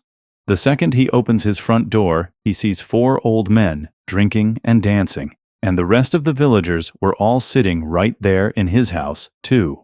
They recognize him. Seeing his parents safe and sound, Akira gets really emotional, and he pours his heart out, saying everything to his parents that he had been wanting to say for so long, thanking them. He thanks them for working day and night to make him so capable, saving up every single penny so he could finish his education. But Akira is not a good son. He never did anything for them. He only ever caused them trouble. He used to make up excuses just so he would not have to come back to his village. But today, he apologizes to his parents for all of it. Hearing this, Akira's father, Teruo, walks up to him and punches him hard right in the face. He says, "You have seen how bad things are out there, and you came all this way just to say this?" He then turns to Akira's friends and says, "You all came through a dangerous route. You must be exhausted from the trip. We have plenty of rooms here. Go get some rest." Seeing Akira's father's aura, his friends are totally impressed. The rest of the old folks head out to work in their fields too. Akira's mom cooks an amazing meal for everyone, and all the veggies were right from their own fields. Everyone absolutely loves her cooking. Shizuka asks them how they are managing during the pandemic. Akira's mom explains that their village is tucked way deep in the mountains, which is why the villagers rarely ever went to the city anyway, and during the winter, all the roads here get completely blocked off. They live here comfortably, just farming and hunting, meaning their village has not been affected at all. Now Beatrix asks about the zombies trapped in the tunnel. The truth is, a lot of people from the city had come here fleeing for their lives, but some of them turned out to be infected. Because of that, the zombie virus spread among all of them too. The villagers had no choice but to seal off the tunnel, but a few of the city folks survived.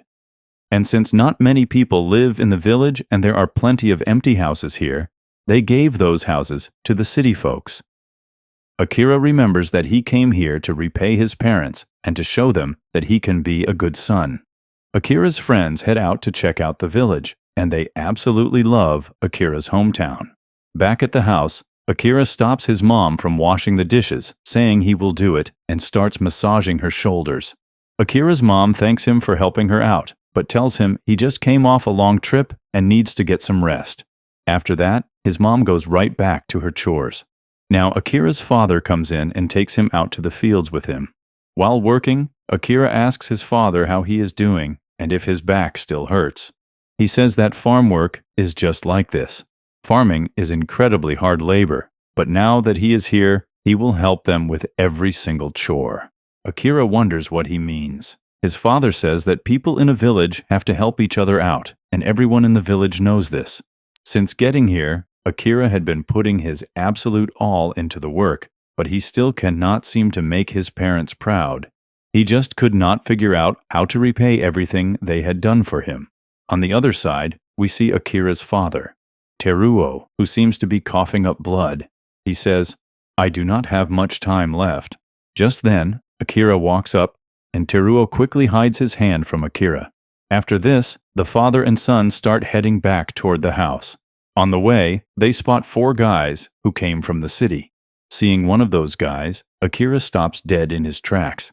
He definitely recognized that guy. Those 4 walk right up to the tunnel where the zombies are trapped.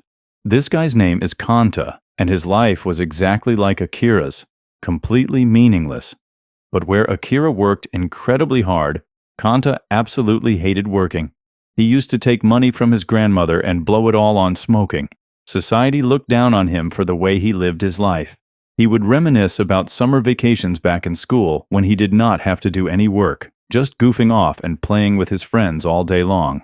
One day, Kanta wanders into an alley and spots a guy eating someone.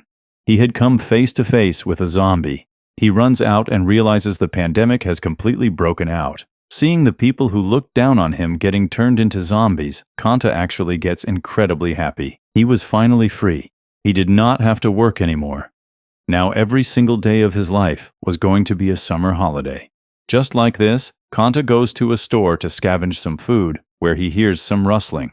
Kanta nervously goes over to check it out. He sees 3 guys hiding together, exactly like him, and he also spots a notebook lying right there. Picking up that notebook, he asks them, "Do you guys want to have some fun?" After that, Kanta starts writing down all the things they want to do before turning into zombies in that notebook. But this bucket list was the exact opposite of Akira's bucket list. He had written down some crazy stuff like firing a real gun, blowing something up with dynamite, and some really messed up stuff too. The people sitting right here are the ones society rejected. And now, Kanta says, "Now it is our turn." The next day, Akira meets the people from the city. One of them happened to be a hairstylist, and she gives Akira a fresh new hairstyle by putting dreadlocks in his hair.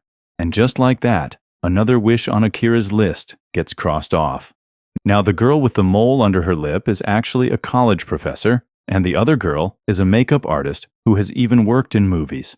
She actually worked on the exact same movie Akira was watching at the very beginning of the story. She tells him that they were right in the middle of shooting the sequel to that movie when the pandemic hit. Nobody even realized when real zombies actually stumbled onto the set. After going through hell, they somehow made it to this village, and the locals welcomed them with open arms. She wants to stay in this village forever. Meanwhile, we see Shizuka, who was learning how to light a traditional stove. They were going to have to get used to living without electricity anyway, and Shizuka is actually pretty impressed by the village lifestyle. Suddenly, an old man grabs Shizuka from behind. Then, the grandmother kicks the old man right out of the house.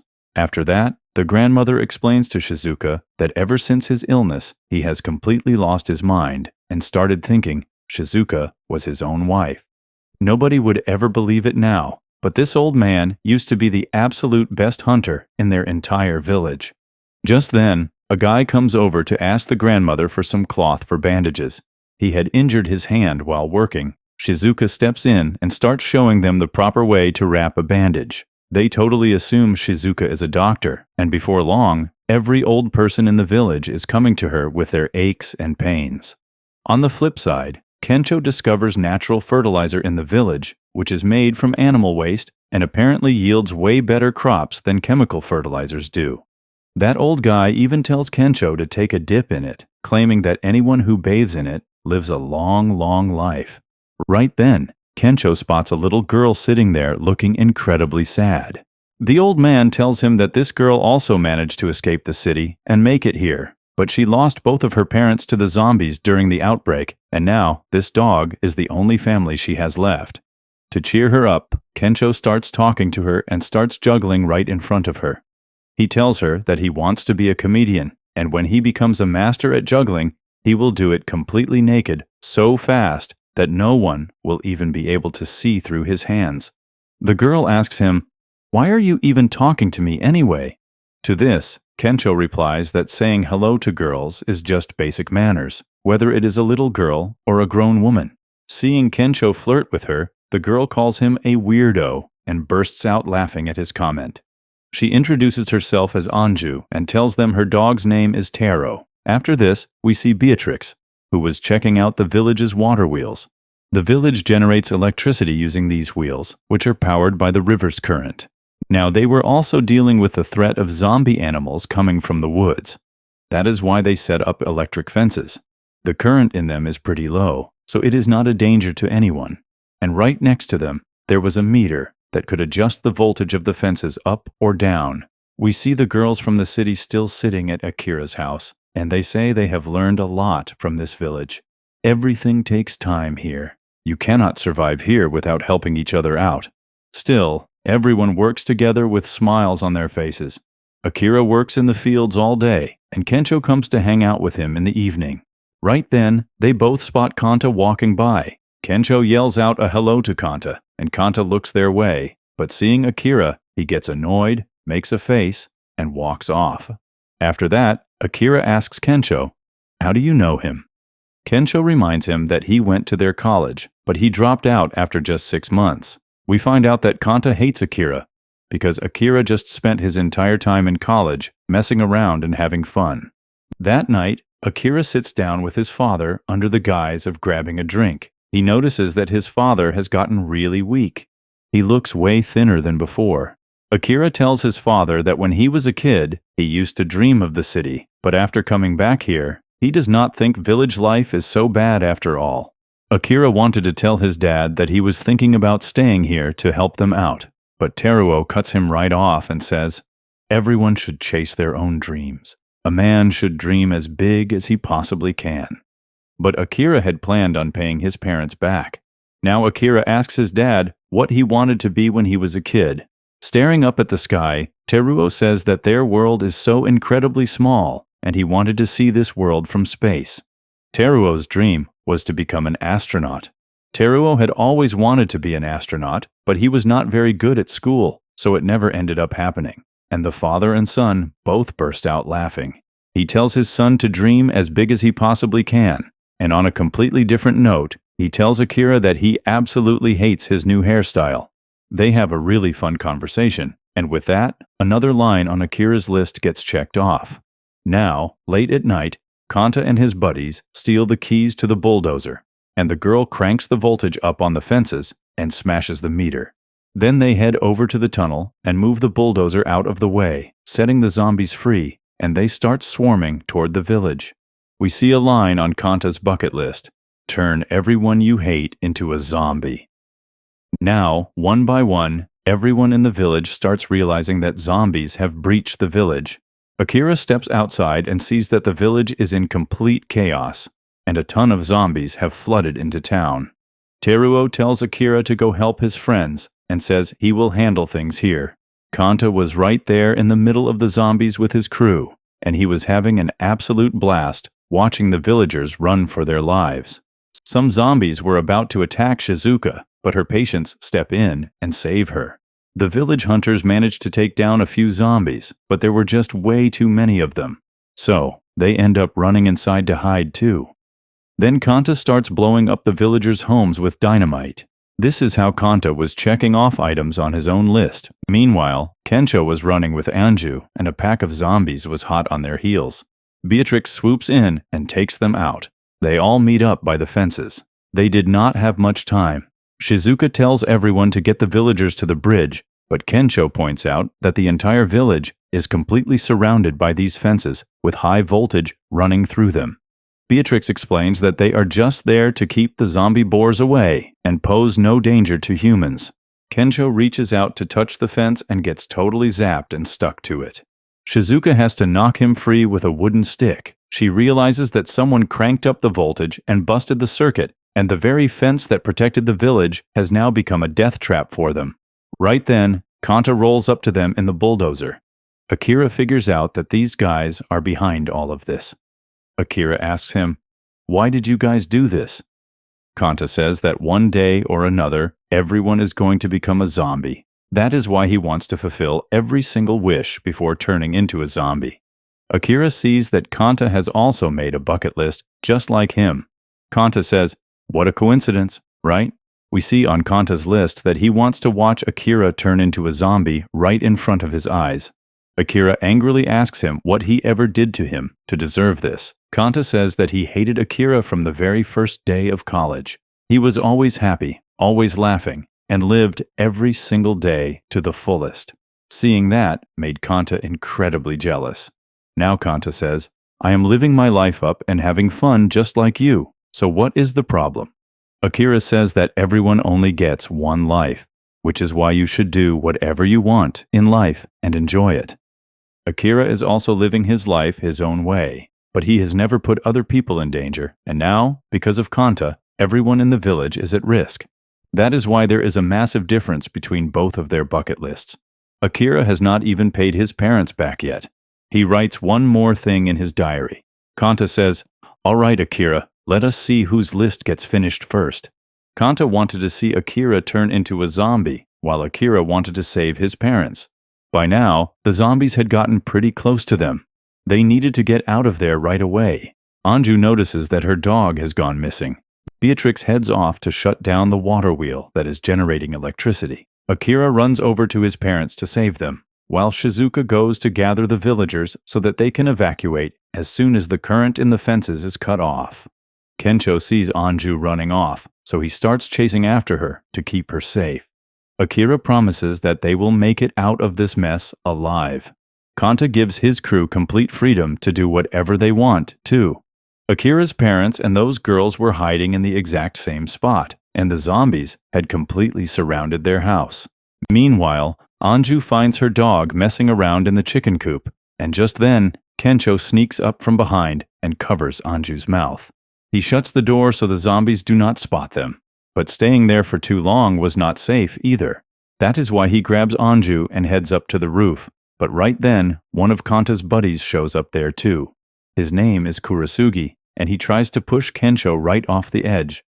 On the flip side, Beatrix was just about to reach the water wheel, but right then, Kanta's other crewmate, Tuka, steps right in front of her. Tuka attacks Beatrix and breaks all her weapons, telling Beatrix that she used to be a national-level fencer back in college, and she definitely will not be able to stand against her with those old weapons. To answer back, Beatrix pulls out her katana. Meanwhile, Shizuka explains the escape plan to all the villagers, but they tell her that they cannot even walk properly anymore.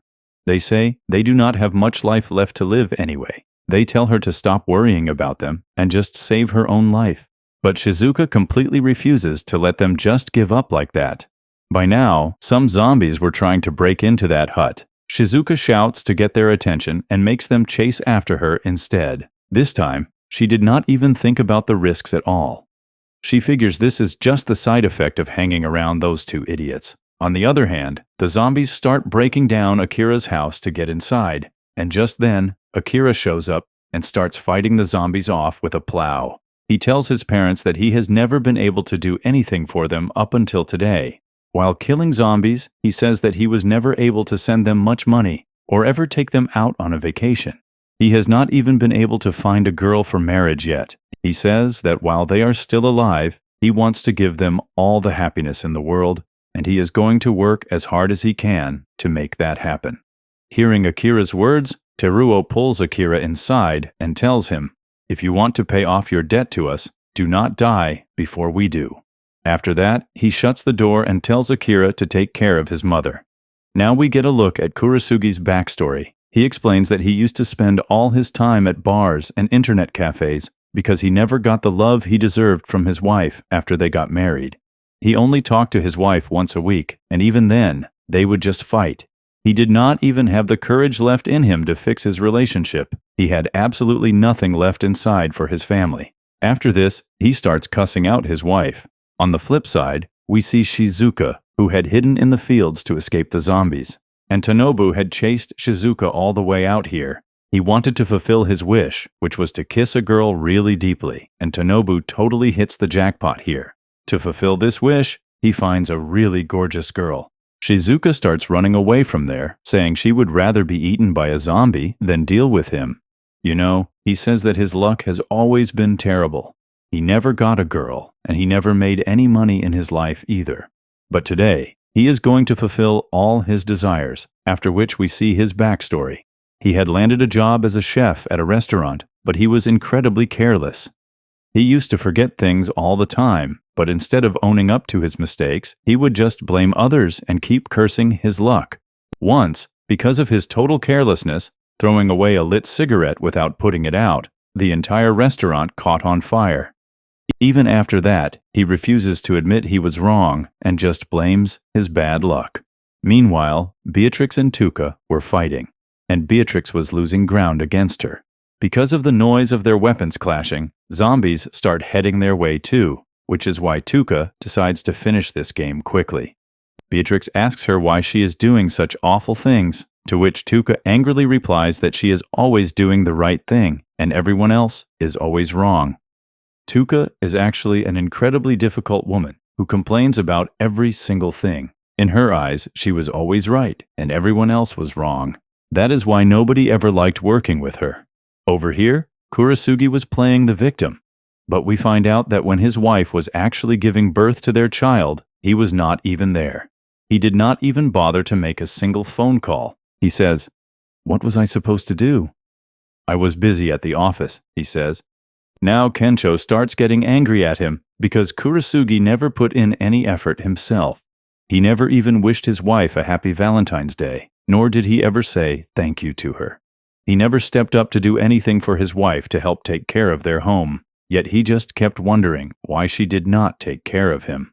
The distance between them was entirely Kurasugi's fault. Kurasugi gets furious and starts pushing Kencho backward. He says that if that is how it is, then you are going down with me, after which both of them fall right into the middle of the zombies.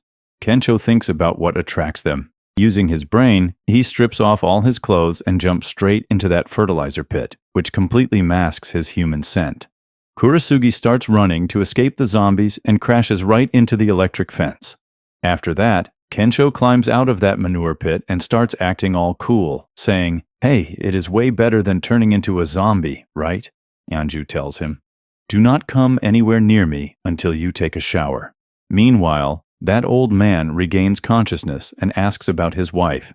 The villagers tell him that Shizuka put her own life on the line to save theirs. So, the old man, Hiko, asks them how they can just sit there twiddling their thumbs. The old folks say that they are just too old now and can barely even walk properly. Hiko tells them, "Has anything ever gone our way up until today?" He pumps them all up and says, "These things will not stand a chance against us." Over here, Shizuka tries to explain to that heavy-set guy, Tanobu, that he only ever thinks about himself, which is exactly why bad things happen to him. She tells him he needs to start thinking about his family, his friends, and even complete strangers. Only then will his luck actually get better. Nothing gets through his thick skull, and he tries to force himself on Shizuka at gunpoint. But right then, a shot rings out and the gun drops from his hands. That shot was fired by the village's best hunter, Hiko. Still, Tanobu refuses to give up and tries to force himself on Shizuka again. All the villagers team up and absolutely beat the crap out of him. He was still chalking this up to his bad luck, whereas the truth is that Shizuka had helped all of them, and that is exactly why they are stepping up to help her today. Meanwhile, Beatrix grabs onto the water wheel and climbs up it, and the zombies start piling on right behind her, which causes the wheel itself to break off. Beatrix used the zombies to get her job done, and Tuka thinks this method is completely wrong. Beatrix tells her that there is more than one way to get a job done, and everyone wants to do things their own way. That is why, before forcing her mindset onto others, she should realize that maybe she could be the one who is wrong. Beatrix rolls the water wheel right out of there, and the zombies completely surround Tuca. On the flip side, Akira's dad, Teruo, was fighting off the zombies all by himself. He firmly forbids Akira from coming outside. Doing that would put everyone else's lives at risk too. He takes out a ton of the zombies there, and now there were only 3 zombies left. But suddenly, something happens to his body, and he drops to his knees. He was just about to become zombie bait, but right then, Kanta steps in and saves his father. Akira asks him why he is helping them. Kanta knows that Akira is not going to turn into a zombie that easily. He takes Akira's father hostage and tells Akira to turn himself into a zombie willingly. Otherwise, he will throw his dad right into the middle of the horde. Akira wanted to do something for his parents, right? Well, this is his chance. We are shown Kanta's backstory. Back when he was in elementary school, he used to have friends just like everyone else, and they would go swimming in the pool during summer vacation. But when he got to middle school, he could not make a single friend because he was an introvert and could not really laugh or talk much with people. Throughout his entire school life, he never talked to anyone and spent all his time in complete isolation. Kanta tried a lot of things to change himself. He even took personal development classes, but absolutely none of it worked. People's opinions of him stayed exactly the same. And one day, while he was walking by, he spotted Akira, who did not have a single worry in the world and looked incredibly happy. Seeing Akira made Kanta insanely jealous, and that is exactly why Kanta hates Akira so much. Now the story shifts back to the present. Kanta threatens Akira all over again. Akira could not figure out what to do next. His father also flat out forbids him from opening the door, saying that if he opens the door and puts his mom and everyone else in danger, their relationship ends right there. He tells Akira to stop worrying about him, and anyway, he does not have much time left. Hearing this, Akira is completely at a loss. His father has contracted some disease, and because there are no doctors or medicine around, he cannot even be treated. Akira gets incredibly heartbroken. He never even got the chance to pay off his debt to them. His father tells him not to grieve for them, but to do whatever he can for the world. When they watch him from heaven, they will be incredibly proud of him. This way, he can still pay off his debt to them, even after they are gone. Akira starts remembering all the amazing moments he has experienced since coming back to the village. A little while later, we see that Akira has opened the front door and 3 zombies barge right inside. We hear Akira screaming from inside the house, and then, a little while later, Akira stumbles outside, having turned into a zombie himself. Seeing this, Kanta is absolutely over the moon. The guy he completely despised, whose smile used to piss him off, he finally turned into a zombie, and now he will never be able to smile again. Akira had made it over to the bulldozer, and he grabs Kanta and yanks him right down. Kanta could not figure out how this just happened. Now the story flashes back a little bit to when Akira explains his dangerous plan to everyone. The girl who used to do makeup for movies does Akira's makeup too, and makes him look exactly like a real zombie. And with that, Akira's dream of cosplaying comes true as well. So, Akira opens the gate, lets the 3 zombies inside, and acts like he is screaming in pain. The girls take out those zombies from behind, after which Akira pretends to be a zombie and steps outside. Now, Akira asks Kanta what he is even going to get out of all this, to which he says that he wanted to have fun just like Akira, and asks if he is not allowed to be happy even once in his life. Akira asks him, "If this is what you really wanted to do, then why aren't you looking happy right now?" Now Kanta starts wondering if this was really what he wanted to do all along, and right then, a zombie sneaks up from behind and bites Kanta. Kanta kicks it to death, but it was already too late. Kanta was infected too. Kanta starts crying right there. They need to get out of there too, because the zombies were heading straight for them. But Akira asks Kanta what he would have written on his real bucket list. What is it that he actually wanted to do? What Kanta really wanted to do was just hang out in the pool with his friends. Akira tells him that if that was all it was, then he was a massive idiot. We find out that back in college, On the day Akira was talking to his friends, Kanta's stomach growled, and everyone's attention shifted right to him. Akira invites Kanta to grab lunch with them and extends a hand of friendship, but Kanta ran away out of pure embarrassment. But if Kanta had just gathered a little bit of courage that day, his life could have been completely different today. Akira hugs him and tells him that if he ever turns into a zombie, he will definitely go to the pool with him. Kanta starts crying loudly out of pure regret, but the zombies were getting closer to them. That is why Kanta shoves Akira away and runs off. Kanta was feeling totally regretful. He was remembering those old days.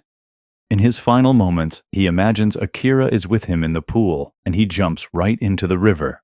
On the flip side, everyone had made it to the fences, but it was super hard for the villagers to cross over them. Beatrix shows up there too, still unable to stop the water wheel. She crashes that wheel right into the fences to clear a path, and everyone escapes through it and starts running. But a little further ahead, they see that the bridge has completely collapsed. This was the only way out of here, and now the zombies were starting to close in on them too. Just then, Kumano shows up and throws a bridge over to them.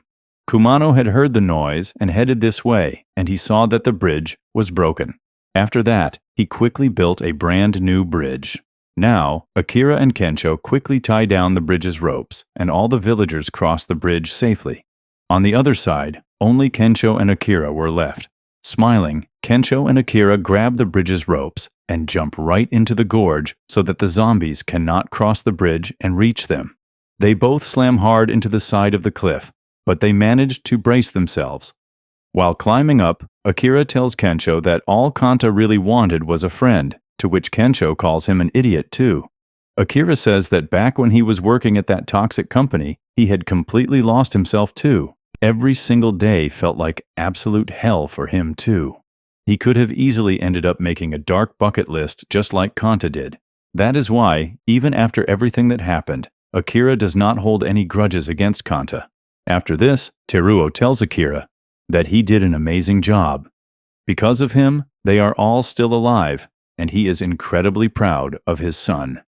Hearing this, Akira gets super happy, and the line about paying his parents back gets crossed right off his bucket list too. A few days later, they lure the zombies back in, trap them inside the tunnel again, and get right back to rebuilding their village. Kumano was helping them out with this too, and their village is going to be back to normal in no time. That grandmother thanks Shizuka for taking such great care of all the elderly folks. Meanwhile, Anju was teaming up with Kensho to fix the fences. Seeing Anju so fired up, Kensho is totally amazed at how much she has changed. She says, how long is she supposed to keep crying over the zombies anyway? She has moved on from all of this because a cheerful guy brought the smile back to her face. She thanks Kensho, calling him a stand-up comedian, and just like that, Kensho's wish of becoming a stand-up comedian comes true too. By now, things had settled down. Akira was sitting next to his dad. His mom tells him that ever since Akira moved to the city, his dad was always worried about him. Every other day, he would ask for updates on Akira. Tears well up in Akira's eyes. He always thought his dad was super strict. Kensho and Beatrix had come over there too. Crying, Akira promises his dad that if anything happens to him, he will take care of his mom and always protect this village too. Now, Akira asks his mom what disease his dad actually has, and Akira finds out that his dad just has hemorrhoids, which is exactly why he has trouble standing up and sitting down. This disease is not life-threatening. It actually goes away on its own. Akira feels so incredibly relieved now, and he remembers his dad's advice about dreaming big. Akira makes up his mind and tells everyone that they are going to travel all over Japan and find a vaccine for this virus. After saving the world, he will get his dad treated. Kensho really loves Akira's dream too. Akira writes this down in his bucket list. Kensho also writes in that bucket list that he wants to bring a smile back to as many faces as possible. Shizuka writes down that she wants to be a doctor and bring back Japan's beauty. They write down more fun wishes just like these in the bucket list, and the list reaches 86. The next morning, it was time for them to hit the road. The villagers say goodbye to them. Hiko, still thinking she is his wife, tells Shizuka that he will wait for her. Shizuka tells him that she is not his wife. She is Shizuka. Anju was crying because Kensho was leaving too, but she says goodbye to him with a smile and tells him to show her even more fun stuff when he comes back. Akira's mom had also packed a ton of food for them for the road. Akira's dad tells him that he will hold down the fort here, and just like that, their new journey to save Japan begins. We see that just like them, there are a lot of people still alive in this pandemic, surviving in their own ways. Akira and his crew travel all over the country too, and they have a total blast along the way. Finally, they make it to Japan's northernmost city, Hokkaido. And just like that, the first season of this anime wraps up. Let me know in the comments how you liked the story of this anime. For now, this anime is over, until its next season drops, though part 2 seems unlikely to happen anytime soon. And honestly, even I do not know when the next season is going to come out. Anyway, make sure to subscribe to our channel to watch more anime recaps like this. See you in the next video.